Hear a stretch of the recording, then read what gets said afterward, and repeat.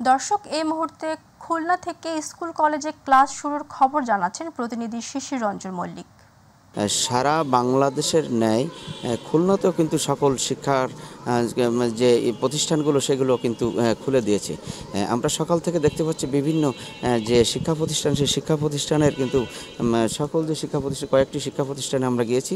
এখন আমরা অবস্থান করছি খুলনা জেলার যে জেলা শিক্ষা স্কুল, সেই স্কুলে কিন্তু আমরা প্রাঙ্গণে উপস্থিত হয়েছি। আপনাদেরকে যদি একটু দেখানোর চেষ্টা করি যে এই শিক্ষা প্রতিষ্ঠানের কিন্তু তারা শিক্ষার্থীরা তারা কিন্তু অনেকেই তারা এই বর্ষার ভিতরে তারা কিন্তু যেহেতু প্রথম দিন আজকে যে শিক্ষা কার্যক্রম চালু হয়েছে, আনন্দ উপভোগ করে কিন্তু তারা কিন্তু স্কুলে আসতে শুরু করেছে।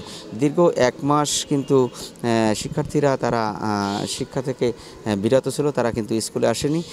এখন কিন্তু তারা আস্তে আস্তে স্কুলের দিকে অগ্রসর হতে শুরু করেছে আর কি। যে আরও যদি আপনাদেরকে একটু জানাচ্ছি, আমরা অনেক স্কুলের শিক্ষার্থীদের সাথেও কিন্তু কথা বলেছি।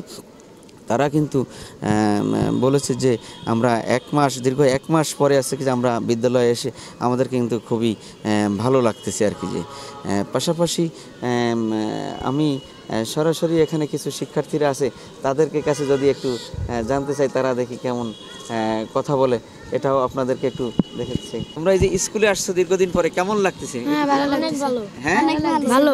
তাই বর্ষার ভিতরেও তোমাদের কি স্কুলে আসতে ভালো লাগলো? হ্যাঁ, অনেকদিন আসি না। হ্যাঁ, অনেকদিন আসো না, এই জন্য আর কি। বাচ্চা এখানে পড়ে?